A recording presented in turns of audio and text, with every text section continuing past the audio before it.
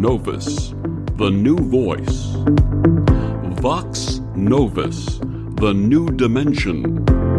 Vox Novus, thought and movement leaders who will share from their experience and offer tools to help us navigate our rapidly changing world. My name is Victor Fuhrman. Welcome to Vox Novus, the new voice. Is it possible for us to connect with the angelic realm and receive life-changing guidance and inspiration from these celestial beings? My guest this week on Vox Novus, Peter Sterling, received the angelic call and was inspired to become a multiple #1 chart-topping harpist with no formal training in music. His website is harpmagic.com, and he joins me this week to share his inspiring story and new book that includes a 70-minute CD of his angelic music, Hearing the Angels Sing, a true story of angelic assistance. Please join me in welcoming to Vox Novus Peter Sterling. Welcome, Peter. Hello, Victor. Victor, good to be here on your show today. Thank you so much for sharing your music and your message with us. Let's start with your early path and your understanding of the mystical and spiritual while you were growing up. Well, let's see. I kind of, in my book, Hearing the Angels Sing, I talk about some of my early childhood experiences. And in many ways, Victor, it seems like I was destined to be living the life I am now and doing the work I'm doing. As a young child, I had several kind of paranormal, mystical experiences that influenced me highly. And I would say one of the first ones was my grandmother, my mother's mother, my Irish grandmother. She was a mystic, a meditator, and a soul traveler. And she was very adept at the spiritual science of Eckankar, which is the ancient science of soul travel. And as I was growing up as a young boy, my grandmother was very high up in the teachings and within the organization. It attained a high level of mastery of the techniques and stuff. And when she was in her 80s, and I was kind of just coming of age as a boy. But even before that, she had told me that because there was a period of time when my parents separated and my grandmother was living with me and my mother and my brother, and she would tuck me into bed most nights and tell me a story. She was an amazing storyteller. And But as I was falling asleep, she would always whisper in my ear, "Peter, listen to your inner voice." And that was a main tenet of the teachings of Eckankar, was the inner voice. So she was planting these seeds with me. And so I started to listen to my inner voice. And that has been with me even to this day, of course, and has been a guiding light for me. But then in grade school, Victor, when I was about my son's age, now I have an 11-year-old boy. I was a little bit younger. Well, let me just backtrack. Let me backtrack a little bit more. I'll just touch on these real quick. When I was 6, this is in my book as well, my mother took me for Easter Sunday. I went into the Episcopal Church in Beverly Hills this one Easter Sunday. I didn't go to the normal Sunday school with the other kids like normal, but my mother asked me to come in for the main service in this beautiful church with beautiful stained glass windows. And I sat between her and her friend and was kind of mesmerized by the mass, the high Episcopal church with the holy water and the burning of incense and the reading in Latin and the music and the pipe organ. I was really just kind of transfixed by this. And then the sun moved, where the light was coming through the stained glass windows and cast these beautiful beams of colored light across the floor and right before kind of the altar in the sanctuary there. And I saw this and I was just hypnotized by it. I was transfixed by it. And I actually, my spirit kind of traveled up this light into the stained glass window. And I was having like an out of body experience. I was taken up into the light and I had some sort of glorious vision of light. I was touched some way, and I told my mother when sitting there that when I grow up, I want to be a stained glass window maker. And I ended up doing that. And still to this day, I work with stained glass. And so that was kind of my first contact with kind of the heavenly energy. Perhaps the angels were there and I had a bit of an illumination with them, but I didn't quite recall exactly what happened. But then later, when I was my son's age, I was diagnosed with hyperactivity disorder when I was in the fifth grade, I believe, fifth or sixth grade. And my parents were concerned I wasn't studying, so they took me to a specialist. I was diagnosed with hyperactivity disorder and put on Ritalin, the powerful drug Ritalin, which is really a powerful a psychoactive drug. And I started taking this medication, and boy, I didn't react well to it.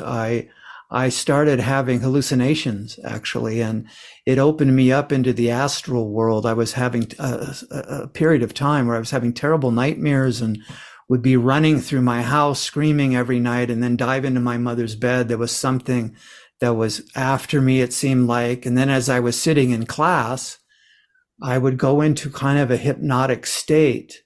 And my whole body would become like paralyzed. I couldn't move my body. And then all of a sudden I'm floating out of my body, like astral projection. I can remember, Victor, one time that was the most dramatic. I just kind of let go with it. I was kind of hypnotized and floated out of my body. My physical body was paralyzed and I went right out the window. And the next thing you know, I was kind of floating out over the playground. As in the classroom, my teacher was teaching something, but I was just sitting there by my, in my desk, and this was happening. Shortly thereafter, I decided I wasn't going to take this prescription drug anymore, and I stopped taking. Yeah, because I had to go into the nurse's office every day around noon and take a pill, and the other kids that were in there were. I didn't want to be like them, and I knew I wasn't, and so I started doing the Jack Nicklaus thing from One Flew Over the Cuckoo's Nest, where I would pretend to take the pill and put it between my gum and cheek. And when I would get out of the nurse's office, I would spit it out. And I did this for maybe a couple weeks, just being sneaky. But then I went home to my mother and I said, Mom, I'm not taking this anymore. And she said, okay. And that was the end of that. Your new book is entitled Hearing the Angels Sing, a True Story of Angelic Assistance. When did you have your first conscious contact with angelic beings, and how did this manifest? Well, Victor, this is really the story of my book, and it's the story of how I made contact with this group of angels that came to me about 30 years ago. And it all happened when I moved to Sedona, and I'd been living in Colorado for about 10 years. I was a ski instructor. But then as my life was changing, I was just, about 28, 29 years old. And I knew there was something else for me than living that life. And I had always wanted to be an artist. And I was feeling this call to do art. And then around the same time, I started hearing stories of this mystical power spot in the desert Southwest in a place called Sedona. And of course, this was before the internet. And so, but people were speaking of this place, and I was intrigued by it. And then one day I met a man in Aspen, where I was living, who I befriended. Turned out he had a home here in Sedona in Oak Creek Canyon, right on the water, a little cottage. And he said, why don't you go down to my place? There's nobody there. And so I was like, wow, how could I turn down an offer like that? So I did. I came by myself at the end of the ski season and drove down Oak Creek Canyon. Maybe many of your listeners are familiar with this drive, coming down from Flagstaff in a beautiful spring afternoon. It was all greening up and just gorgeous. And I saw Oak Creek and the red rocks and for the first time. And I was just so moved by what I was seeing, the beauty. And immediately I knew this was a place. So I ended up moving there. But shortly after I arrived, to make a long story short, I received a message from my inner voice that I should let go of all my material possessions, acquire a Volkswagen camper van, and that I was going to be going on a vision quest, a walkabout, if you will, to discover who I am and what's my purpose in life, what's my mission. And And I was told that I was going to be led on this journey. So I needed to be completely self-sufficient. So that's what I did. I got the van. It came to me magically. And at the time I only had a 1-800 voicemail and a PO box. And I retreated out into the canyons here. And I just spent every day hiking in nature in the ancient canyons here, walking amongst the ancient ruins and the coyotes, the rattlesnakes, the scorpions, but just meditating in the silence of these ancient canyons. That was my guidance, Victor, was to sit in silence and just listen actively. Listening to silence is what I call it.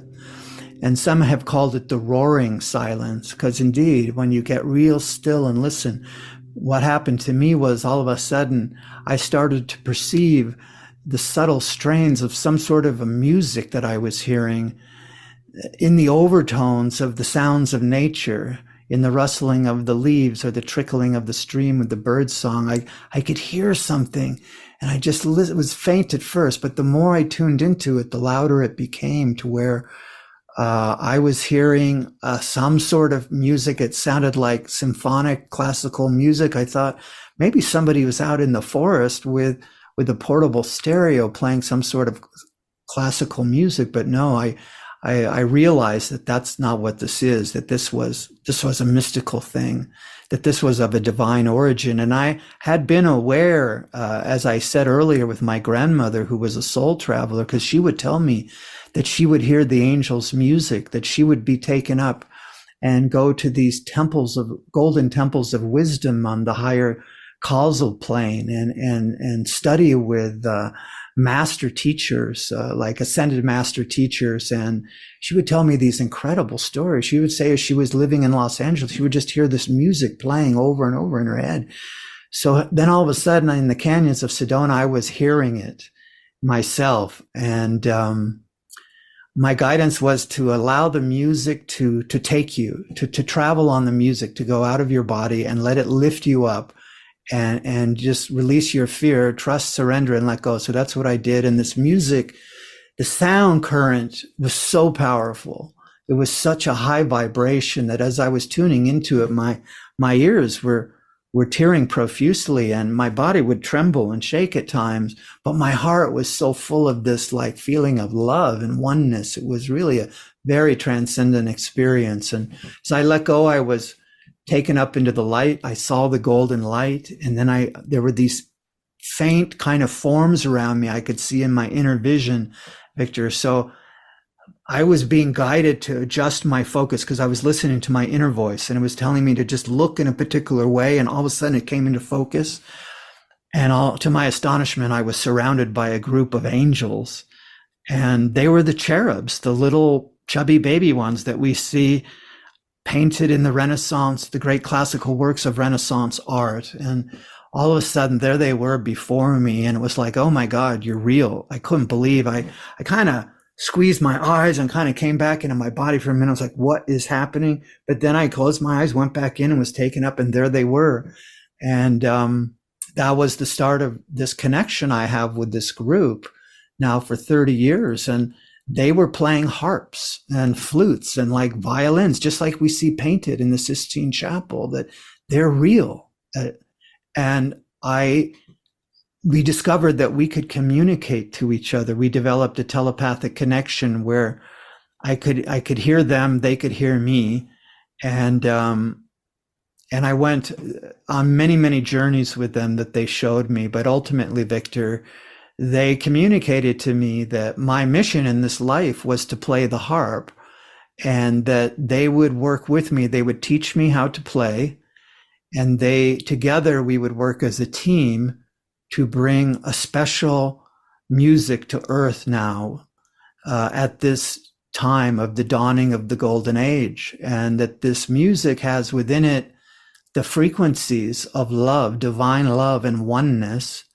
And that they told me that this music would go out all over the world, and people would recognize this music, and it would remind them of home, and they would feel God's love in this music, and it would be very healing for people at this time. And indeed, that's what has occurred. My music has gone all over the world, and I've received hundreds of letters from all over, many languages, telling me that when they listen to my music, that they have miraculous healings, or people have visions of angels, or they see all of a sudden a deceased loved one in the room as they're playing my music, make contact, or have these kind of astral flights into the angelic realms that they tell me. So it's quite amazing how it came about, and this is what I've been doing now for about 30 years, and I guess that's what's brought us together, Victor. Absolutely. And you became a multiple #1 chart-topping musician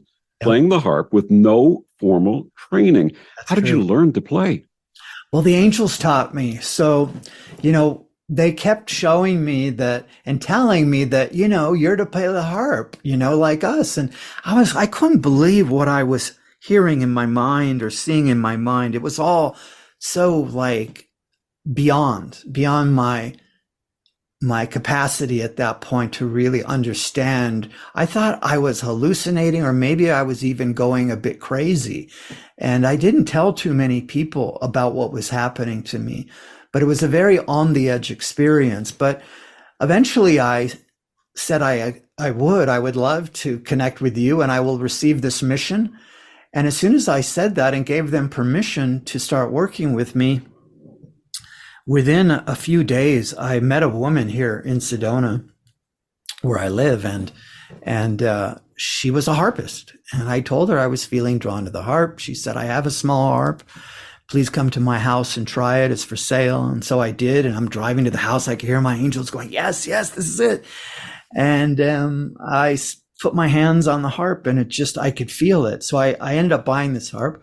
I took it to my van. It had a little carrying case. It was a smaller lap harp. I could sling it over my shoulder, which I did. And I would just hike out into the forest here and find a special place to sit and take out my magic harp and just put my hands to the strings and just started strumming it. And the sound, just even doing that, that's what's so magical about a harp. You don't even really have to know how to play it. You could just do that classical, what they call a glissando, which is that kind of sweeping of the harp strings sound. And that is like hypnotic, and you can really travel on that sound. So that's how it started. But then I started feeling there was an energy coming through that was coming into me. And the angels were telling me, just trust, surrender, and let go. And as I did that, Victor, I could completely relax my hands and my arms, and they began to move by themselves on the strings. And I was observing and watching this happening. It was really quite freaky at first and very intense. And as it was happening, my eyes would be tearing profusely because the vibration was so high. And then I would just be breaking out in a sweat like Niagara Falls in my armpits because it was so hot. And what I later learned in retrospect was that there was one angel in particular, and many clairvoyant psychics and mediums and whatnot have seen her around me, but she became like my personal harp teacher. And at first she would kind of hover above me, kind of merge with my energy field and send these impulses to me that I could translate into these movements of my hands. And this is in the occult kind of esoteric traditions. This might be known as overshadowing. But then as I got more comfortable with it, it felt like she would completely come into my body and I could just relax. And the feeling was one of just very blissful kind of ecstasy. And my hands would just start moving by themselves. And very similar to like in the movie Ghost, where, Patrick Swayze comes into the body of Whoopi Goldberg so that he could touch his wife. Remember that scene? Yes. Well, that's what it was like. And that's how within a matter of a couple of weeks, like melodies started coming through and songs started to emerge. And 10 months later, I made my first recording here following the angel's guidance, which went on to get discovered by an international record label that I signed a deal with for worldwide distribution. And the album was nominated for a national award for String Album of the Year just a couple of months after it was released. And so it all happened just very, very quickly, just like the angels said it would. And you have generously offered to share two pieces of your magnificent music with our listeners. The first is entitled Along the Way. Please tell Yes. us about this, and then I'll play it. Right. Well, both songs are from my most recent release, which is called The Winding Way. And this album has won several awards, but it also won recently won the New Age Album of the Year in the Visionary Music Awards here in the United States and Canada, which was a pretty great honor. This song, Along the Way, what it means to me is that how people come into our life, friends, lovers, people. But this was more, I think, about, as I was tuning in, more like a lover or a person of intimate connection. And they come into our life for a period of time and travel with us along the way of our life's journey. And then sometimes they depart and their life goes off on a different course. So it was just a song honoring those special souls that come into our life to share love with us for a period of time and then touch our heart and soul. Enjoy Peter Sterling, Along the Way.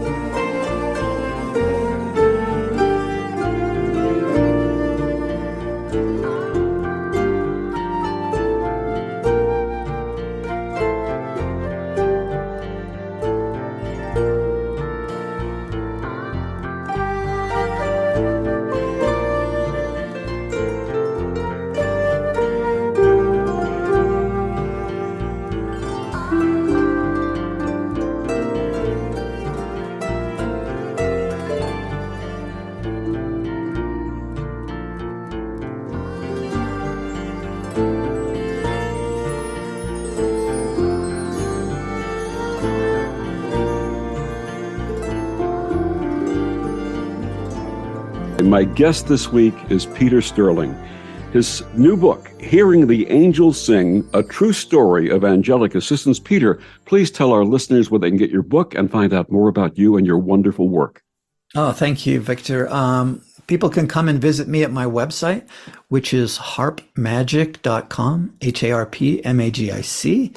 And there I have all of my social media links. You can see all of my music, my art, and my book is there. The book, of course, is on Amazon, and they have a Kindle version as well, if you like. And soon I'm working on an audio book for Hearing the Angels Sing as well. So I'll look forward when that comes out.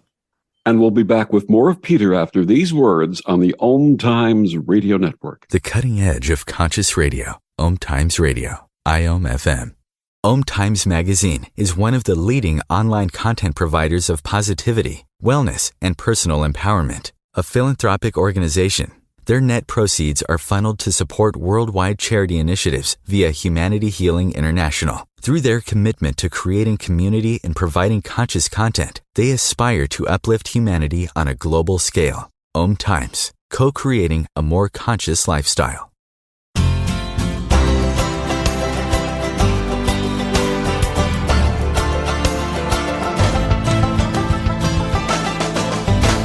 Back on Vox Novus, my guest this week, Peter Sterling, his book, Hearing the Angels Sing, A True Story of Angelic Assistance. Peter, I understand that when people purchase the book, they also get a CD of your music? They do. And it's really amazing. It's the companion CD is 70 minutes of kind of a soundtrack I put together.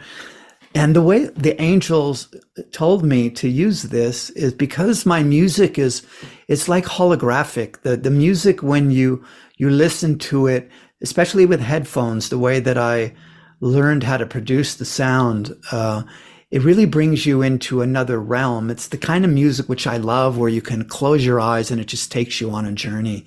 And that's what this music does. And so the book is the same way.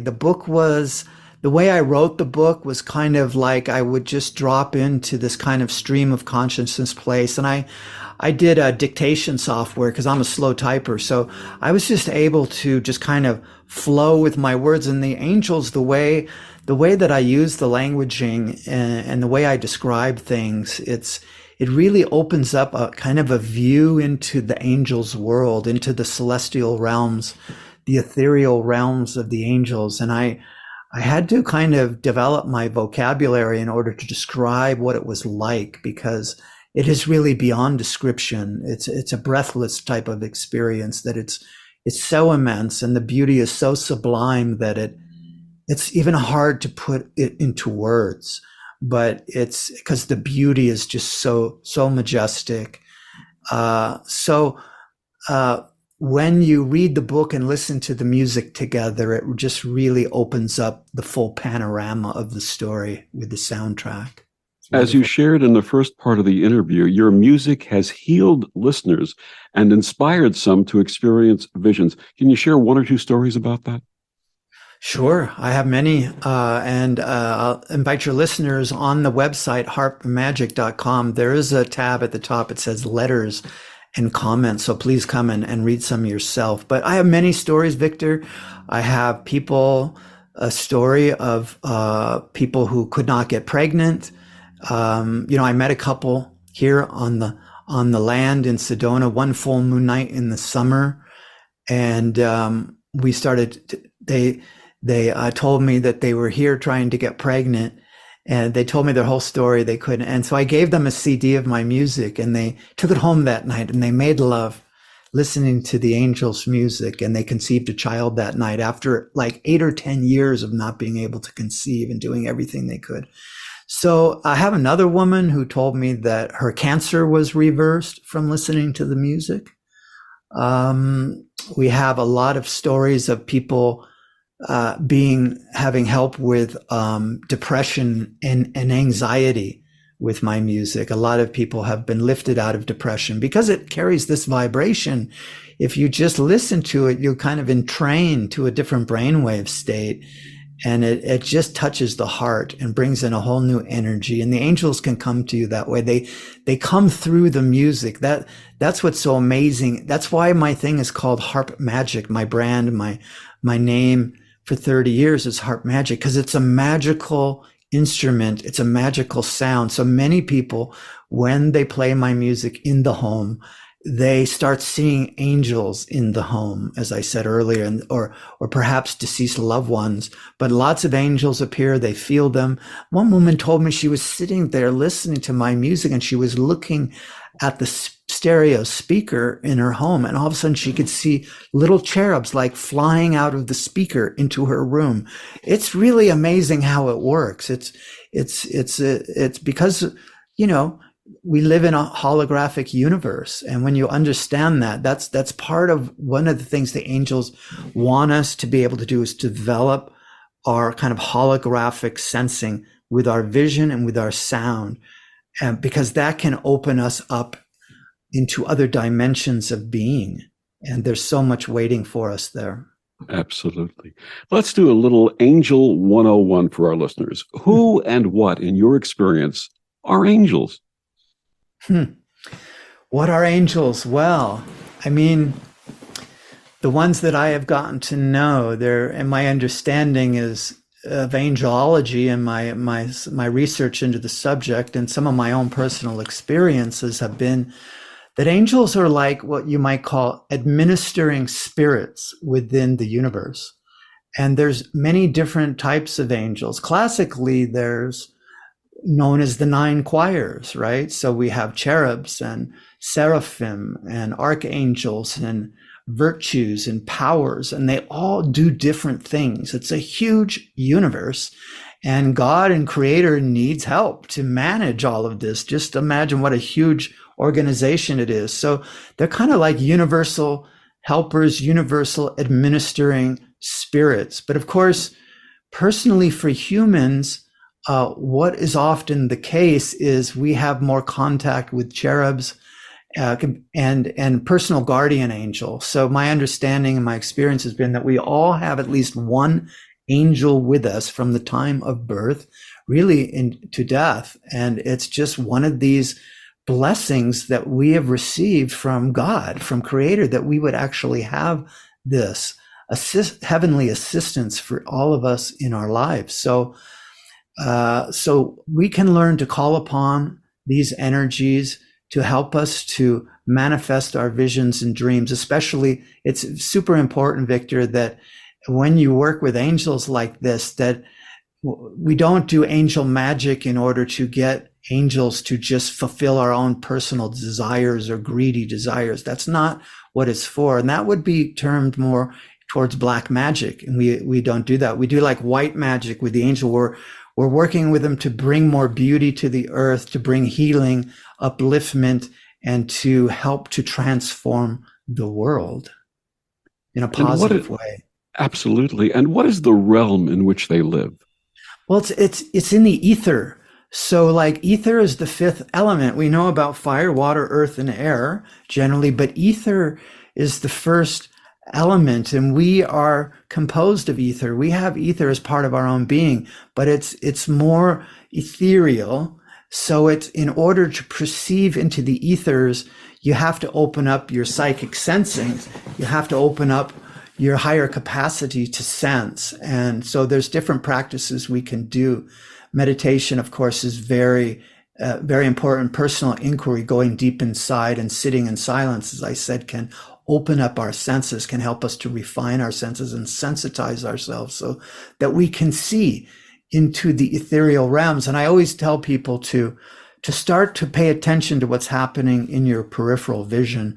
And I also tell people, Victor, that if they want to see angels firsthand, one of the ways I tell people, especially at night, as you're laying in your bed in the dark room, look out into your room and just call them with your heart and just say, angels, appear to me, show me yourself. Or my angel, just ask. There's that old saying, ask and ye shall receive.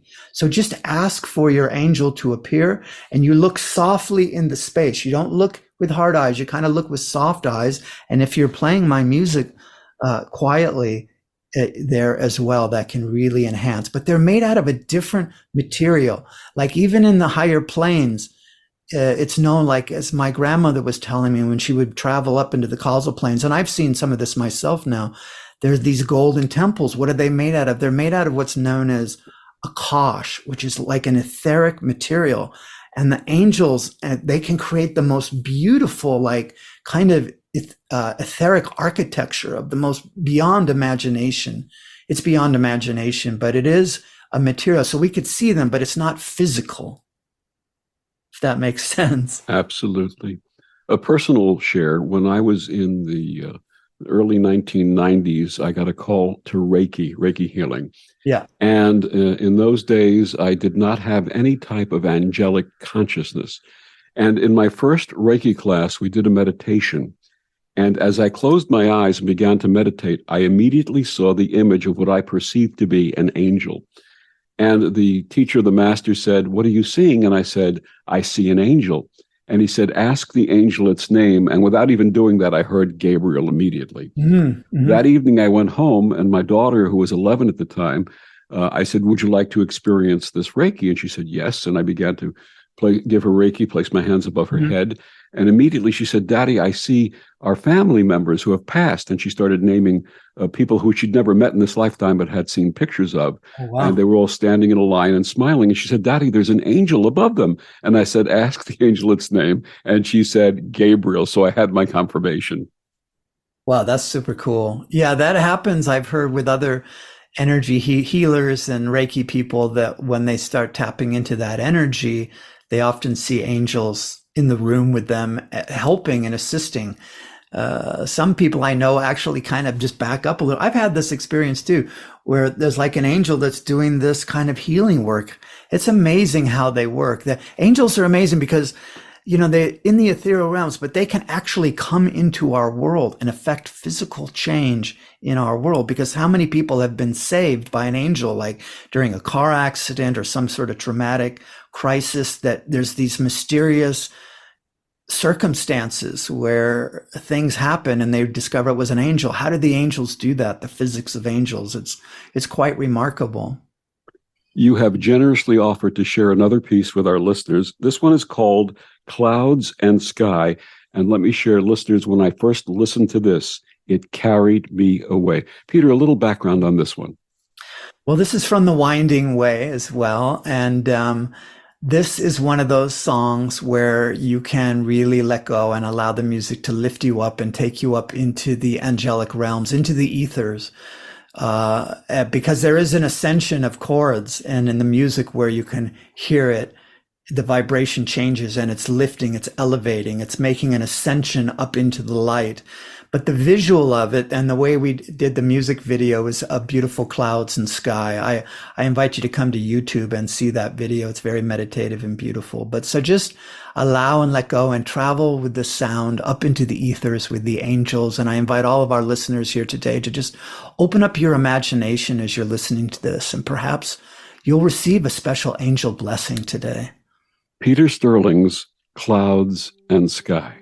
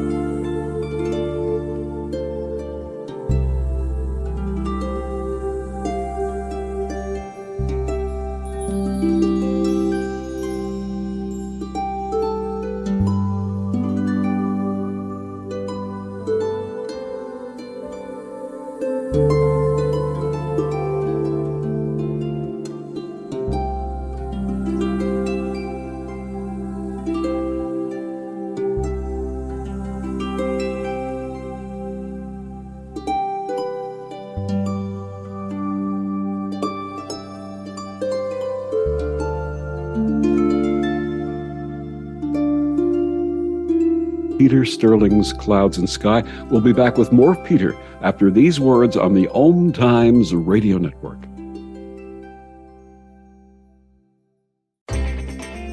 We've all felt left out. And for people who move to this country, that feeling lasts more than a moment. We can change that. Learn how at belongingbeginswithus.org. Brought to you by the Ad Council. Humanity Healing International is a small nonprofit with a big dream.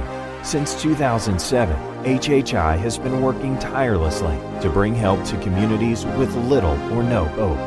Our projects are not broad mandates, nor are they overnight solutions, but they bring the reassurance that no one is alone and that someone cares.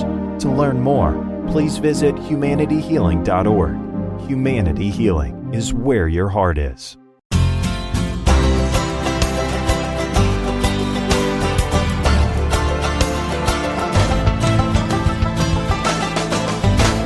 Back on Vox Novus, my guest this week, Peter Sterling. His book, Hearing the Angels Sing, A True Story of Angelic Assistance. Peter, we all remember back to 2012 when the Mayan calendar was supposed to be the harbinger of the end of the world. What did this calendar actually foretell, and what has happened since then? Oh, wow. What a question to get into at the last segment here.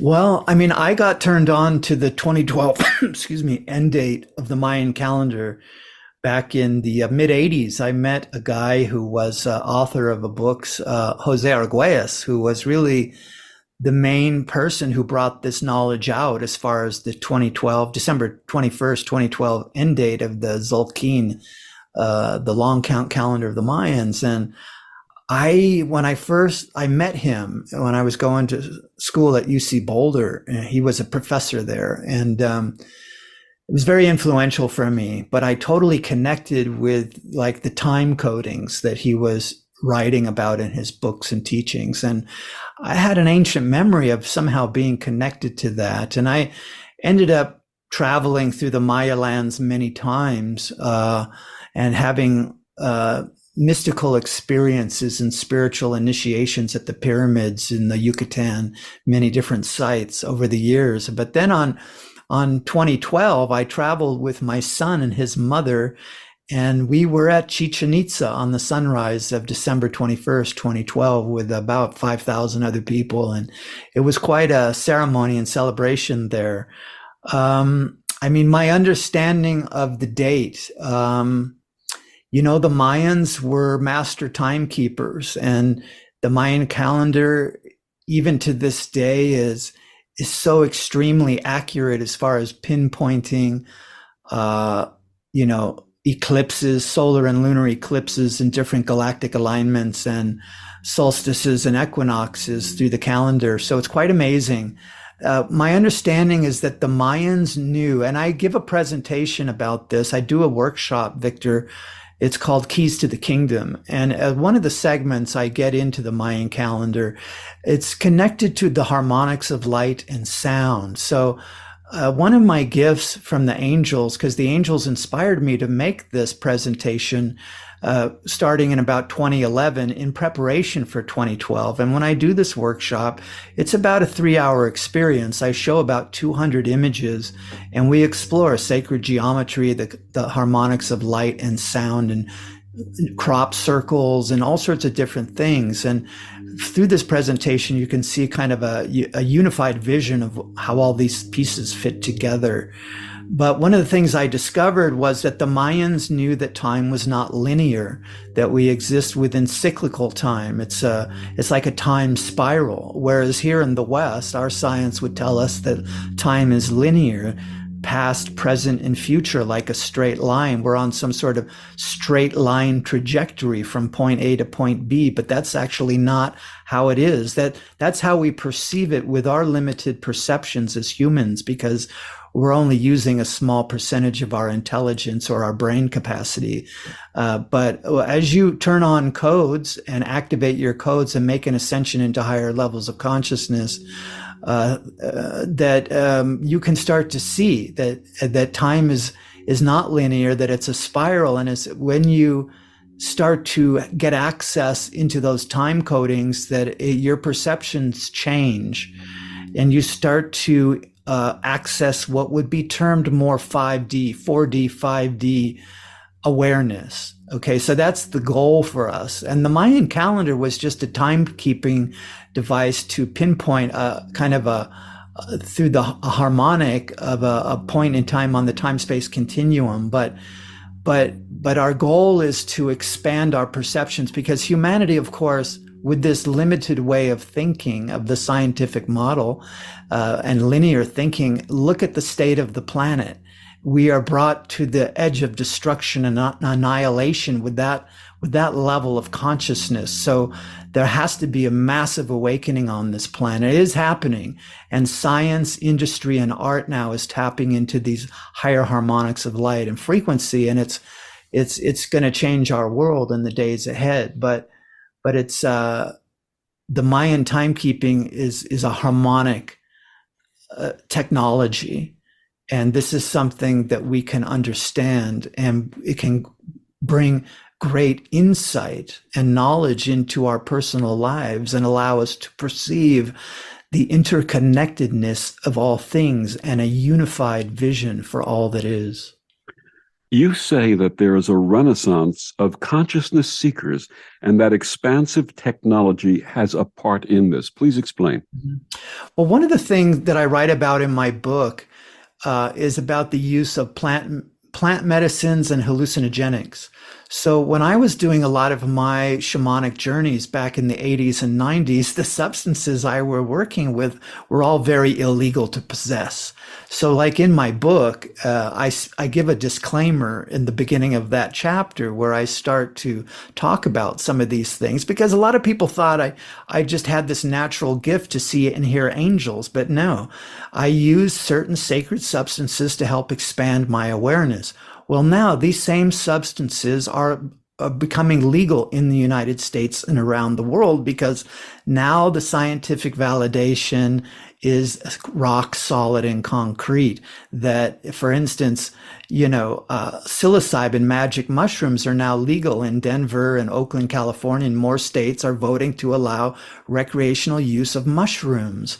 This, when you take the mushroom, it plugs in, it stimulates neurogenesis in the brain, neuroplasticity, and that triggers neurogenesis to activate dormant parts of the brain so that your perceptions can expand.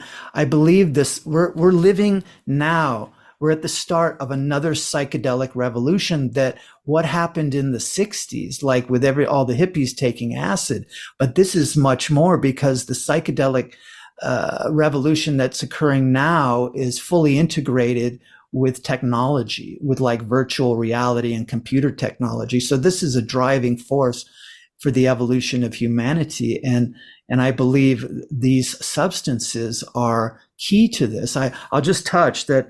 I have a friend, like I've done a lot of ketamine myself, and now we have ketamine therapy in every city in America. You can walk into clinics, walk in, and they will spend a few hours there, and they will hook you up to an IV of ketamine, which is a powerful dissociative anesthesia where you can actually float out of your body up into another dimension and see your life from a whole new perspective, connect in within the unified field of oneness.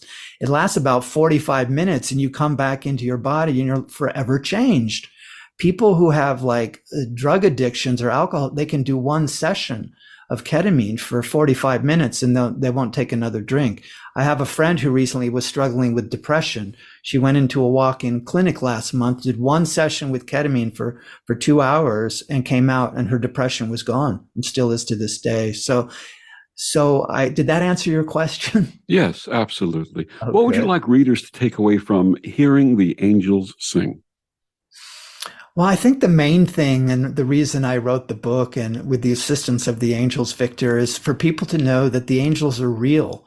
They're not a figment of your imagination. They are an emanation of God, the Creator, and they are here to assist humanity. They come in different times, kind of like when we came out of the Dark Ages, and then they inspired the great thinkers and artists and intellectuals during the Renaissance to do the masterworks of music and art that today we still are in awe of. And the angels had a hand in that. That's why the great composers like Wagner, Bach, Beethoven, they all spoke and wrote about a connection with the divine and the angels. They all heard them and saw them. And they are here now. The legions of angels are here now around the planet to assist humanity and to assist individual souls to seek a higher vision and to tap into something, a higher power, to lift us out of this predicament and have kind of a mass awakening on this planet, because we can solve the problems of this world. We just have to get into a different state of consciousness, and the angels are here to help us to attain this level of awareness. His book is called Hearing the Angels Sing. Peter Sterling, one more time, please tell us where we can get your book and find out more about all of this wonderful work that you bring to the world. Thank you, Victor. Please come and visit me at harpmagic.com. harpmagic.com. Love to see everybody there. Thank you. And when they purchase your book, what comes with it? Well, they get a companion CD of 70 minutes of music as the soundtrack with the book. It's a wonderful experience to have both together. Peter, thank you so much for joining us and sharing all of this wonderful information and your work. Thank you, Victor. And thank you for joining us on Vox Novus. I'm Victor, the Voice Fuhrman. Have a wonderful week.